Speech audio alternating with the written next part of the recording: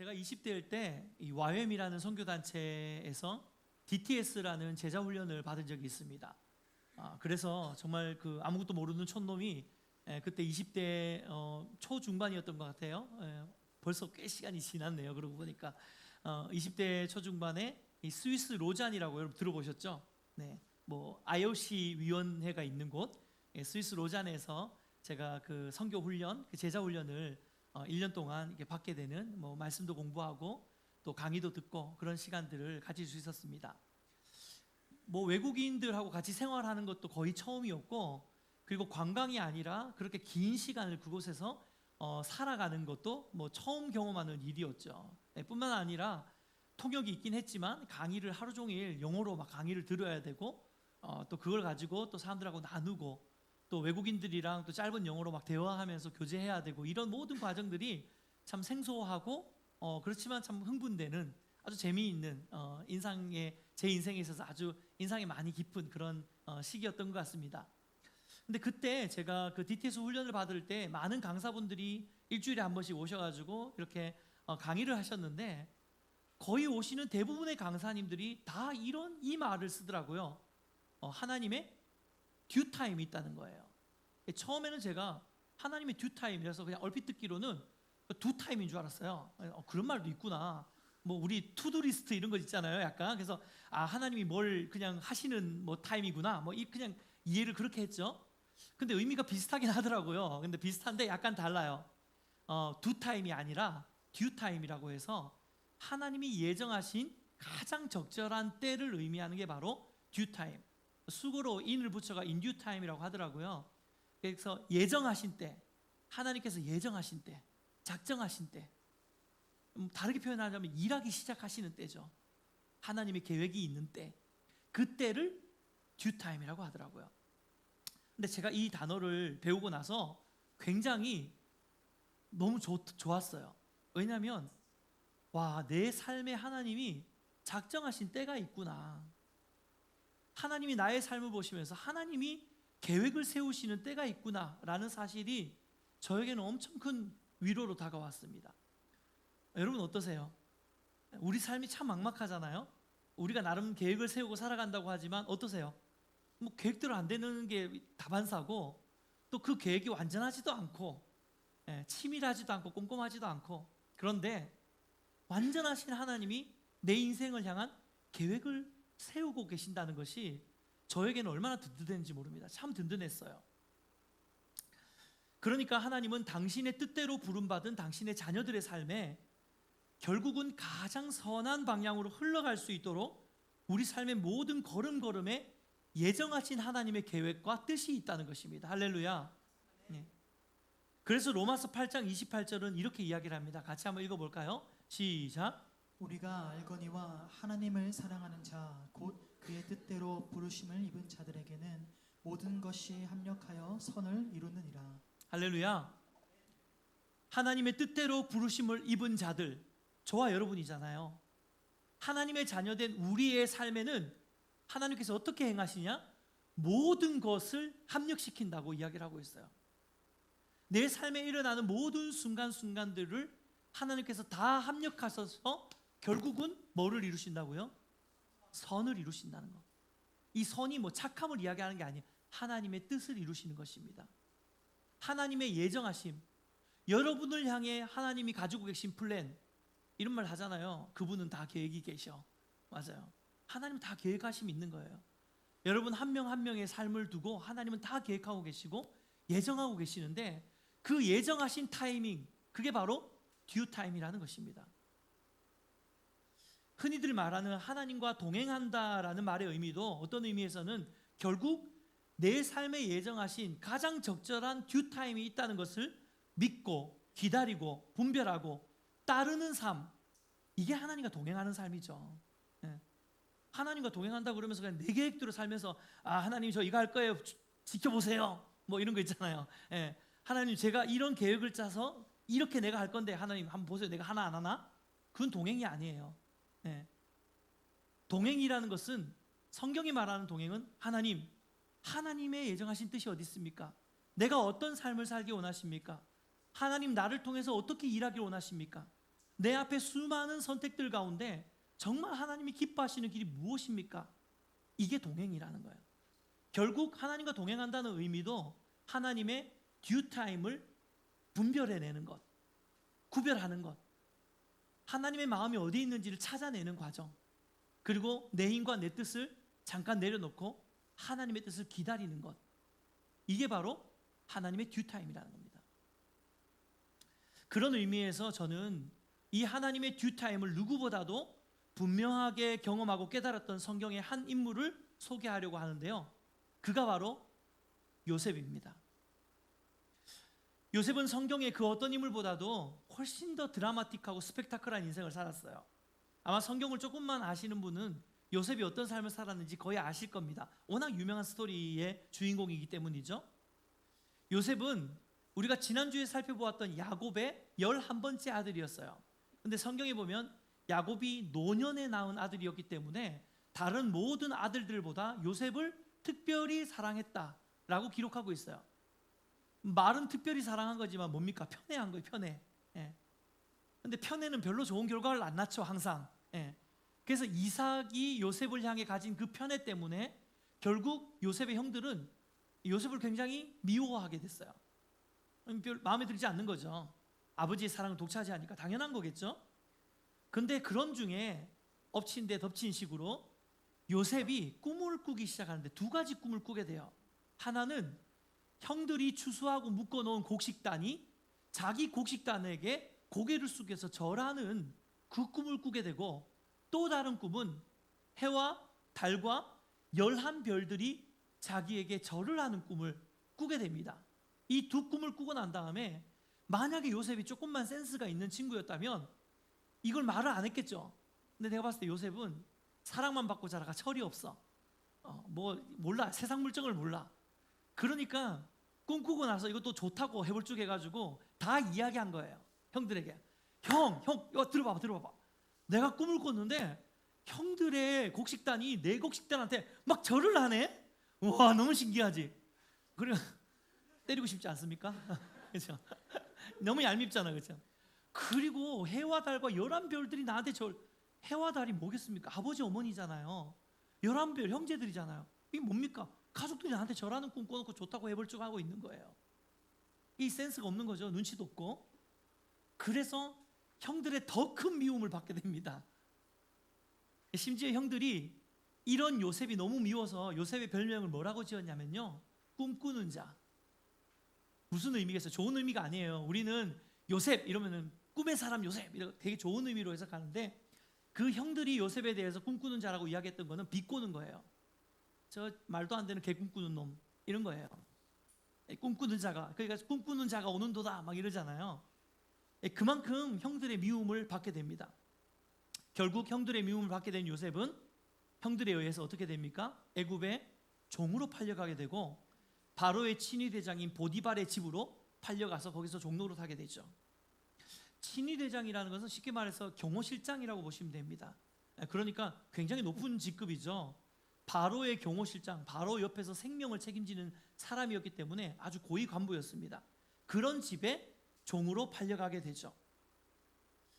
요셉이 비록 이렇게 애굽의 종으로 팔려가게 되었지만 그럼에도 불구하고 하나님은 요셉과 함께 하셨어요. 그래서 성경을 보면 하나님이 요셉을 형통하게 하셔가지고 결국은 팔려갔던 그 보디발의 집에서조차 인정을 받게 됩니다. 보디발이 이렇게 보니까 요셉의 삶이 너무너무 좋거든요. 성실하고 착하고 거짓말 안 하고 속이지 않고 뭐 이렇게 했을 거 아닙니까? 하나님을 경외하는 마음으로. 다른 종들은 다 요령 피우고 하는데 요셉은 요령도 피우지 않고, 그러니까 보디발이 요셉을 너무 좋게 봤습니다. 야, 네가 하나님 믿는다고 하는데 넌 뭔가 좀 다른 것 같아. 여러분, 우리도 우리 삶에 이러한 칭찬을 받으시기를 축복해 드립니다. 예. 야, 넌 하나님 믿는다면서 맨날 요령 피우고 맨날 이러면 안 되는 거예요, 사실은. 예. 그래서 보디발이 요셉을 인정하고 그 보디발의 모든 집의 살림을 관장하는 총무로 세웁니다. 큰 축복을 받게 되죠. 그런데 문제가 생겼어요. 그냥 여기서 끝났다면은 요셉의 스토리가 종으로 팔려갔지만 그래도 인정받고 애굽에서 뭐 잘 살았다 이렇게 끝날 수 있는데, 여기서 끝이 아니라 이 요셉이 하필이면 용모가 빼어나고 아름다웠던 거죠. 제가 그림을 하나 가져왔는데요. 리오넬로 스파다의 요셉과 보디발의 부인이라는 그림입니다. 야, 저기 딱인데 약간 곱슬머리고 좀 얼굴이 저랑 비슷하게 생긴 것 같기도 하고 그런데 비웃으면 안 되는 거예요. 건강에 좋지 않습니다, 여러분. 네. 그래서 이 요셉이 용모가 빼어나고 아름다웠기 때문에 이 보디발의 아내가 흑심을 품게 된 거예요. 그래서 요셉에게 계속 성경에 보면 동침하자라고 계속 꼬십니다. 근데 그것을 뿌리치고 유혹을 뿌리치고 그 자리를 도망 나오는 과정에서 오히려 이 보디발의 아내가 마음이 확 상해가지고 어떻게 합니까? 성추행범으로 몰죠. 요셉이 나를 겁탈하려고 하다가 내가 소리 지르니까 자신의 옷을 벗어두고 갔다, 이렇게 성추행범으로 몰아가지고 결국 어떻게 되냐면 감옥에 갇히는 신세가 되고 맙니다. 이게 얼마나 억울한 일입니까? 그렇죠? 정말 억울한 일을 당하게 되는 거죠. 그런데요, 그 옥중에서 요셉이 누구를 만나냐면 바로 바로 왕의 술 맡은 관원장과 떡 굽는 관원장을 만나게 됩니다. 이게 어떻게 가능한 일이냐면 요셉이 갇혔던 감옥은 왕실 감옥이었어요. 왜냐? 보디발이 왕의 누구라고요? 친위대장이었어요. 보디발이 왕의 경호실장이었기 때문에 보디발의 집에서 범죄한 이 사람을 보디발이 아마도 자기가 바로 넣을 수 있는 감옥에다 집어넣었던 것 같아요. 그래서 왕실 감옥에 갇혀 있는 것입니다. 그래서 거기 안에서 왕에게 미움을 받아서 쫓겨난 술 맡은 관원장과 떡 굽는 관원장을 만나게 된 거예요. 같은 깜빵 동기라고 하죠. 같이 깜빵 동기로 만나게 된 거예요. 근데 여러분, 술 맡은 관원장과 떡 굽는 관원장은 보디발보다 훨씬 더 중요한 관직이었습니다. 왜냐면요, 술 맡은 관원장은 당시에는 독살, 이 술을 통한 독살이 굉장히 흔하던 시대였기 때문에 바로가 가장 믿을 수 있는 사람을 먹는 것에 두었습니다. 무슨 말인지 이해되시죠? 우리나라도 그렇잖아요. 가장 믿을 수 있고 신뢰할 수 있는 사람을 먹는 걸 맡겼어요. 그래서 최종적으로 여기에 독이 있냐 없냐를 체크를 하고 술을 올려드린다든지, 아니면 여기 음식에 독이 섞여 있는지 아닌지를 다 체크하고 밥을 올려드리는 그 사람이 바로 술 맡은 관원장과 떡 굽는 관원장이었기 때문에 아주 고위공직이었어요. 그런데 무슨 일인지 모르지만 이 두 사람이 바로의 미움을 받고 감옥에 갇혀 있었던 것이죠. 그런데 하필이면 요셉이 갇힌 그 감옥에 술 맡은 관원장과 떡 굽는 관원장이 함께 있었다는 것입니다. 여러분, 뭔가 이렇게 스토리가 점점 만들어지는 것 같지 않습니까? 하나님이 일하고 계시는 거예요. 하나님이 그 고난의 상황 속에서도 하나님의 플랜을 완성하기 위해서, 하나님의 듀타임을 완성하기 위해서 일하고 계시는 것입니다. 그래서 결국 어떻게 됩니까? 이 술 맡은 관원장과 떡 굽는 관원장이 둘 다 꿈을 꾸게 되는데, 꿈 해석을 할 수 없게 되자 또 꿈 해석 전문가가 나와야 되잖아요. 요셉이 나와서 두 사람이 해석을 해주는데, 해석의 결과가 술 맡은 관원장은 3일 있다가 복식이 되는 거고, 떡 굽는 관원장은 3일 있다가 목에 매달려 죽는 거였어요. 그런데 이 해석과 똑같이 결국 3일 있다가 술 맡은 관원장은 복직이 되고 떡 굽는 관원장은 죽게 됩니다. 이게 바로 우리가 읽은 오늘 본문의 말씀의 배경이에요. 결국 요셉은 이후에 술 맡은 관원장의 도움으로 바로 왕의 꿈을 해석하게 되고, 이로 인해서 이 옥에서 만난 감옥 동기로 인해서 어떻게 됩니까? 애굽의 총리 되신 자리까지 올라가게 되는 인생의 역전을 이루게 되죠. 여러분, 제가 짧게 요셉의 인생을 풀스토리로 스토리를 다 이야기를 해드렸는데요, 저희 교회는 특별히 이렇게 좀 초신자분들도 많고 신앙생활 오래 안 하셨던 분들이 많기 때문에 이 성경 스토리를 좀 다 이야기를 해야 돼서, 혹시나 이걸 뭐 너무 잘 알고 계시는 분들은 그냥 그러려니 하고 들으세요. 네, 들으시고 아마 모르시는 분들이 많을 거예요. 아, 이게 요셉의 이야기구나. 네. 근데 얼핏 들어도 여러분, 요셉의 인생이 어떻습니까? 평탄했습니까? 아니죠. 기구하죠. 정말로. 정말 기구한 인생이었어요. 형제들에게 배신당해서 그것도 해외의 노예로 팔려가는 지경에 이르렀고, 거기서도 조금 살만하니까 성추행범으로 몰려가지고 모함을 받고 억울하게 옥살이를 하게 되는 정말 기구한 인생을 요셉이 살았습니다.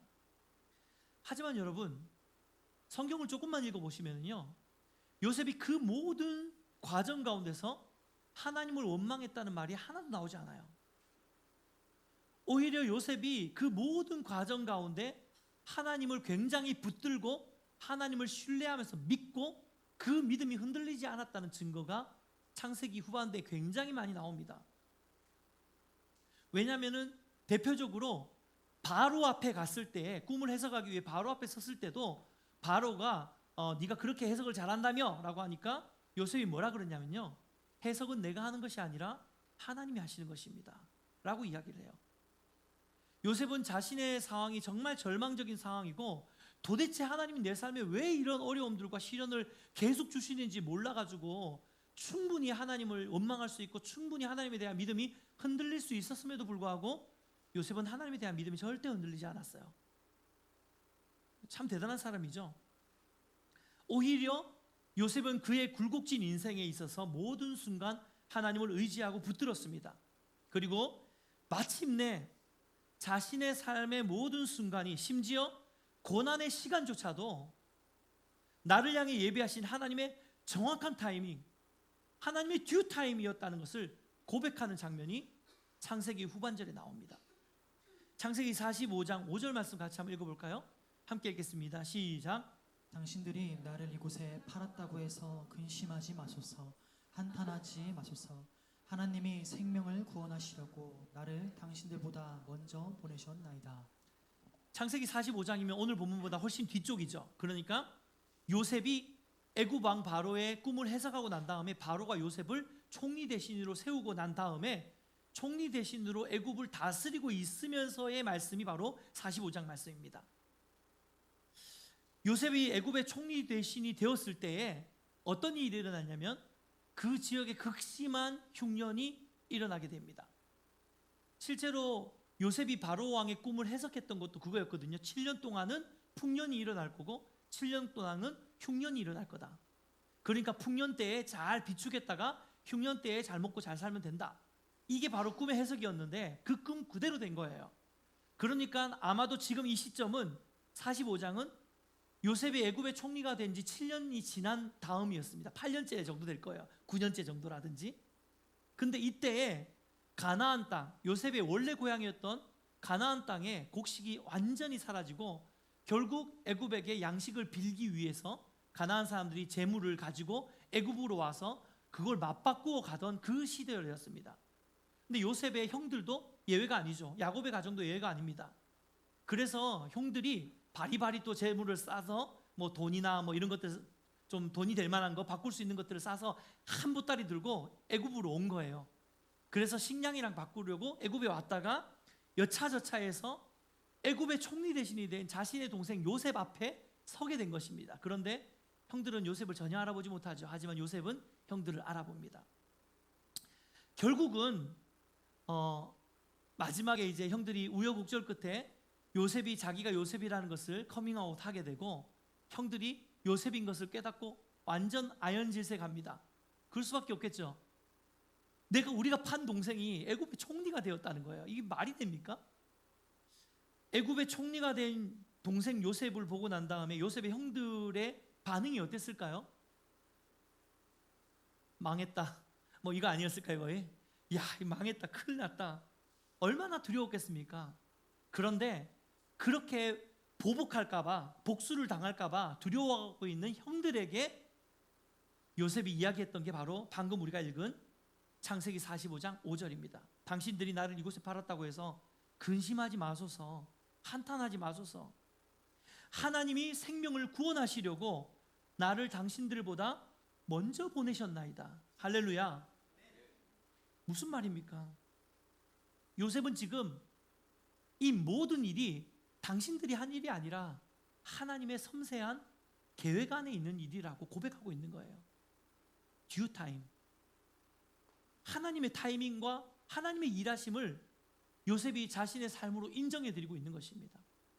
내가 지금까지 형들에게 억울하게 배신당해가지고 팔려가지고 애굽 땅까지 온 것도, 애굽에서 정말 가진 고생을 해서 인정받았다가 모함을 받고 감옥에 갇힌 것도, 그 모든 고난과 환난의 모든 순간, 그러면서 하나님이 나를 높은 곳에 세우셔서 애굽의 총리 대신이 되기까지 한 이 자리까지도 결국 뭐라고요?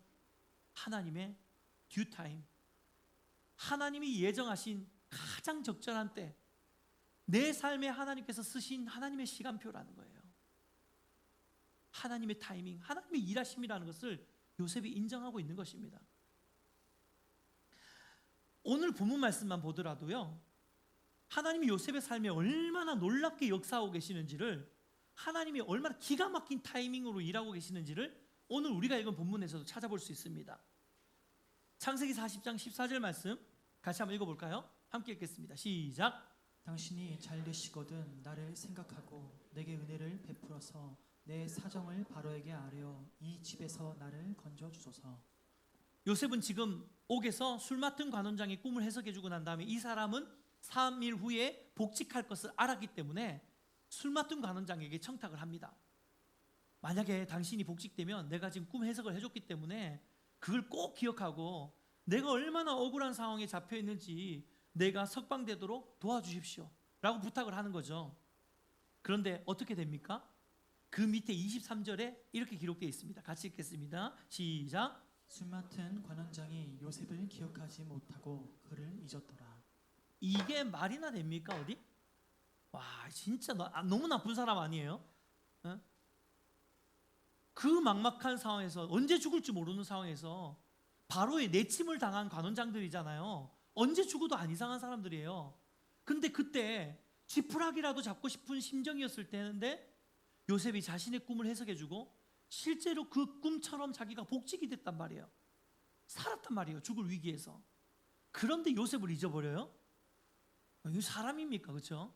와, 진짜 어디 이런 사람이 있습니까? 말이 안 되잖아요. 어떻게 잊어버릴 수 있어요? 근데 여러분, 이거는요, 술 맡은 관원장의 기억력의 문제가 아니에요. 하나님의 일하심입니다. 하나님이 새까맣게 요셉을 잊어버리도록 술 맡은 관원장 가운데 일하고 계시는 거예요. 왜요? 하나님 한 방이 있으시거든요. 짜잘하게 하기를 원하지 않으시는 거예요. 한 방을 주기 원해요. 한 방을. 생각해 보자고요. 만약에 요셉의 청탁을 들었던 술 맡은 관원장이 복직되고 난 다음에, 여러분 복직되고 나면 굉장히 고급 공무원이라고 말씀드렸죠. 충분히 요셉 정도는 빼줄 수 있는 사람이었습니다. 만약에 그가 요셉이 생각나서 다시 이제 감옥에 가서 야 요셉 나와, 이제 너 자유, 이렇게 해줬으면 요셉의 인생이 어떻게 됐을까요? 감옥에 갇혔다가 그냥 자유해진 것밖에 남지 않습니다. 하지만 술 맡은 관원장이 새까맣게 잊어버렸기 때문에 나중에 애굽 왕 바로가 꿈을 꾸고 그 꿈을 해석할 수 없게 되었을 때 하나님이 술 맡은 관원장에게 요셉이 생각나게 하시는 거예요. 그것도 하나님이 하시는 거예요. 어떻게 됩니까? 애굽의 종으로, 종 정도가 아니고 감옥에 갇혀 있는 애굽의 노예였는데 한순간에 애굽의 최고 권력자 총리가 되는 것입니다. 여러분, 하나님의 일하심은 한 방이 있는 줄 믿습니다. 여러분, 너무 낙심하지 마세요. 찔끔찔끔 뭐 하려고 하지 마세요. 한 방 있어요. 한 방. 네, 한 방이 있어요. 하나님의 역사에는 한 방이 있는 거예요. 여러분, 흔히들 우리가 시간에 대해서 이야기할 때 아마 많이 들어보셨을 텐데 두 종류의 시간이 있다고 이야기를 합니다. 하나는 크로노스의 시간과 또 다른 하나는 카이로스의 시간이라고 이야기를 하죠. 크로노스의 시간은 그냥 흘러가는 물리적인 시간을 이야기해요. 뭐 이를테면 예배인교회 2부 예배는 1시 반에 있습니다. 이거 크로노스의 시간이죠. 그런데 카이로스의 시간은 흘러가는 물리적인 시간이 아니라 의미를 부여할 수 있는 시간, 가치를 두는 시간을 말합니다. 쉽게 이야기하자면 예배인교회 2부 예배는 1시 반에 있습니다. 크로노스의 시간이지만 그 1시 반에 우리가 예배 가운데 나아가서 하나님을 만난다면 그 시간은 뭐가 되는 겁니까? 카이로스가 되는 거예요. 그러니까 요셉의 인생에 있어서 하나님께서, 요셉은 이렇게 생각할 수 있을 것 같아요. 요셉은 자신의 시간을 크로노스로 해석할 수 있습니다. 와, 내가 어쩌다가 이렇게 형들의 배신을 받아가지고 애국까지 와가지고 종로로 타다가 감옥에까지 갇혀가지고 무슨 이런 신세냐, 내 인생이 왜 이렇게 꼬이냐, 다 크로노스로 해석할 수 있지만 하나님은 요셉을 향해서 모든 순간을 카이로스로 역사하고 계시는 것입니다. 아멘입니까? 여러분, 요셉이 형들의 배신을 받은 것도 형들이 한 일이 아니라고 요셉이 이야기하잖아요. 하나님이 하신 것이라고. 카이로스예요. 요셉이 애굽의 종으로 팔려갔는데 하필이면 바로 왕의 친위대장 집으로 종으로 갔어요. 그냥 일반 야채 가게 아저씨 집에 종으로 갈 수도 있는 거 아닙니까? 농사 짓는 아저씨 집에 종으로 갈 수 있는 거 아닙니까? 하필이면 보디발의 집으로 종으로 보내신 거. 누가 보냈습니까? 하나님이 보내신 거예요. 카이로스입니다. 보디발의 아내가 유혹한 거요? 카이로스예요. 옥에 넣으려고 하는. 왜? 술 맡은 관원장 만나야 되거든. 술 맡은 관원장과 떡 굽는 관원장 왜 똑같이 두 사람이 꿈을 꿨을까요? 카이로스예요. 요셉이 해석해야 되거든요. 왜 술 맡은 관원장이 요셉을 새카맣게 잊어버렸을까요? 카이로스예요. 왜? 술 맡은 관원장이 아니라 바로 앞에 서야 되거든요. 여러분, 이것이 하나님의 일하신 줄 믿습니다. 이것이 하나님의 역사인 줄 믿습니다. 듀타임이에요. 듀타임. 사랑하는 여러분, 저는 지금 저와 여러분의 삶에도 이 하나님의 듀타임은 동일하게 일어나고 있다고 믿습니다. 저를 향한 하나님의 듀타임이 있고요, 여러분을 향한 하나님의 듀타임이 반드시 있어요. 이게 우리의 믿음입니다. 하나님의 뜻대로 부르심을 입은 자에게는 모든 것이 합력하여 선을 이룰 것이다. 하나님께서 카이로스의 시간으로 여러분 삶 가운데 개입하시겠다는 말 아닙니까? 하나님의 듀타임이 계획되어 있다는 말 아닙니까? 할렐루야. 우리가 이걸 믿어야 돼요. 도무지 이해할 수 없는 삶의 순간 가운데서도 우리 삶의 정확한 타이밍으로 역사하시는 하나님의 일하심이 있다는 것을 우리가 인정해 드려야 되는 것입니다. 신뢰해야 하는 것이에요. 이것이 바로 하나님이 저와 여러분에게 요구하시는 믿음의 걸음인 줄 믿습니다. 여러분, 지난 금철, 이틀 전에 금철에 오신 분들은 제가 시편 139편 이야기했던 거 기억나실 것입니다. 시편 139편, 우리가 많이 부르는 찬양의 가사로도 쓰여진 말씀인데요, 이 말씀이 뭐라고 이야기합니까? 시편 139편의 핵심은 뭐냐면 나보다 나를 더 잘 아시는 하나님이 계신다는 거예요. 네가 네 인생의 주인처럼 살아가지, 네 생각과 네 뜻과 네 계획대로 살아봐. 안 돼. 그런데 너의 삶을 완전한 길로, 완전한 영원한 선한 길로 인도하시는 분이 있어. 그분이 누구냐? 나보다 나를 더 잘 아시는, 나를 지으신 분이시라는 거야. 나의 창조주 하나님이신 줄 믿습니다. 이게 바로 시편 139편에서 고백하는 고백 아닙니까? 여러분, 이 믿음이 저와 여러분 안에 회복되시길 주님의 이름으로 축복해 드립니다. 말씀을 맺겠습니다. 여러분, 흔히들 세상 사람들은 인생은 타이밍이라고 이야기를 해요. 어떤 면에서는 아주 틀린 말은 아닙니다. 이 타이밍을 잘 잡는 것에 따라서 삶의 결과가 굉장히 많이 달라질 수밖에 없어요. 하지만 여러분, 기억해야 되는 것은 세상 사람들이 이야기하는 그 타이밍이 있잖아요. 그 타이밍은 전부 다 불확실성을 전제로 한 기회예요. 가만히 생각해 보세요. 세상에서 이야기하는 타이밍, 타이밍 잘 잡아야 돼. 확 와닿게 이야기해 드릴까요? 우리 청년들 중에서도 주식이나 코인 하시는 분들이 있는지 모르겠지만, 주식이나 코인은 타이밍이잖아요, 이거야. 딱 오를 때 딱 털고 나와야지 이제 수익을 얻는 거 아닙니까? 막 올라갈 때 어우 좋네 하고 있다가 갑자기 확 떨어지면 막 좌절하고 이러잖아요. 근데 세상 사람들이 말하는 그 타이밍은 가만히 보면 모두가 다 확실한 게 하나도 없어요. 다 불확실합니다. 불확실성을 전제로 한 기회예요. 왜요? 그 타이밍을 선택하는 나도 불완전한 존재고, 그 타이밍을 형성하는 이 세상도 급변하는 세상이에요. 정해져 있는 게 없는 세상입니다. 불투명하고 불완전한 세상이란 말이에요. 그러니까 세상에서 이야기하는 타이밍은 다 불확실한 타이밍입니다.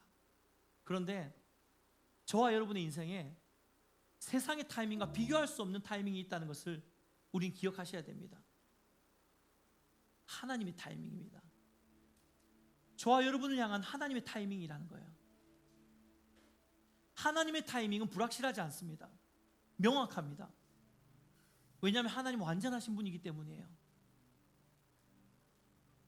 하나님의 타이밍은 절대적입니다. 하나님의 계획은 반드시 성취되기 때문입니다. 여러분, 그 타이밍으로 하나님이 저와 여러분의 삶 가운데 지금도 일하고 계시다는 것입니다. 할렐루야. 듀 타임, 하나님이 예정하신 적절한 때, 여러분의 인생 가운데 여러분 한 명 한 명을 바라보시면서 하나님이 야, 누구누구 얘한테는 이 타이밍이야. 그래, 너는 이 타이밍이야. 그래, 너는 이 타이밍이야. 다 정해주신 그 타이밍이 있다는 것입니다. 문제는 뭐냐면 우리가 그것을 신뢰하지 못하고 자꾸 내 타이밍으로 살려고 하는 것이 문제라는 것입니다.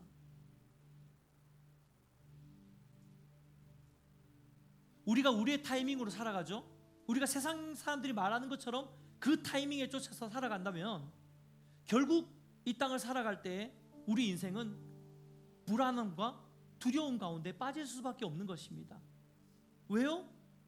완전하고 확실한 것이 하나도 없는 불확실성을 전제로 한 기회를 잡으려고 살아가고 있으니까 당연히 두려운 거죠. 당연히 무섭죠. 당연히 불안하죠. 내 삶의 타이밍이 언제 올지, 혹시 내가 타이밍을 놓친 건 아닐지, 이거보다 더 좋은 타이밍이 있는 건 아닌지. 여러분, 이게 지금 우리가 살아가고 있는 삶의 모습 아닙니까? 제가 이번 주에 저희 집을 이제 부동산에 내놓으면서 이제 계약이 되고 하는 그런 과정이 있었는데요. 지금 이거 해도 되는 거야? 이거 집 지금 내놔도 되는 거야? 막 이런 생각이 막 들더라고요. 왜냐면 뭐 총선 지나고 나면 막 부동산 오른다 그러고, 그렇죠? 예, 그리고 뭐 연말에 금리가 하락될 거니까 또 뭐 부동산에 또 호재가 올 거라고 막 이런 이야기를 하는 사람도 있고, 무슨 소리? 지금 뭐 부동산 끝났어? 뭐 이런 사람도 있고, 그 뭡니까? 다 불확실성이에요. 근데 그러니까 그 하나하나에 쫓아 살다 보면 일희일비할 수밖에 없는 거예요. 이 타이밍이 맞을까? 저 타이밍이 맞을까? 내가 선택한 이게 맞을까? 아니면 딴 걸 해야 될까? 여러분, 내용은 다 다를지 모르지만 여러분 동일하게 우리가 다 겪고 있는 삶의 문제라는 거예요. 하지만 하나님의 자녀의 삶에 가장 확실하고 완전한 하나님의 타이밍이 있다는 사실을 여러분 믿음으로 붙드시기를 주님의 이름으로 축복해 드립니다. 내 삶에 예정하신 가장 적절한 하나님의 카이로스의 때가 있다는 거예요. 할렐루야. 그래서 여러분 축복해 드리는 것은, 여러분 우리 인생을 돌아보면서 여러분 많이 조급하시죠? 자꾸 불안해지시죠? 마음이 막막하죠? 여러분 믿음을 회복하세요. 하나님을 신뢰합시다. 지금 여러분이 어떠한 계절, 어떠한 시간을 걸어가든지 한 가지 분명한 사실은요, 우리는 하나님의 시간표 위에 올라가 있다는 뜻입니다. 여러분, 우리는 하나님의 시간표 위에 있어요. 내가 내 시간표에, 크로노스의 시간대로 살아가고 있는 것 같지만 아니요, 하나님은 당신의 자녀들을 반드시 카이로스의 시간 위로 끌어올리실 것입니다. 그리고 그 시간 가운데 역사하실 것이에요. 여러분 삶 가운데 일하실 것입니다. 이 믿음 가지고 하루하루의 삶 가운데 하나님을 신뢰함으로 걸어가는 저와 여러분의 삶이 되시기를 주님의 이름으로 축복해 드립니다.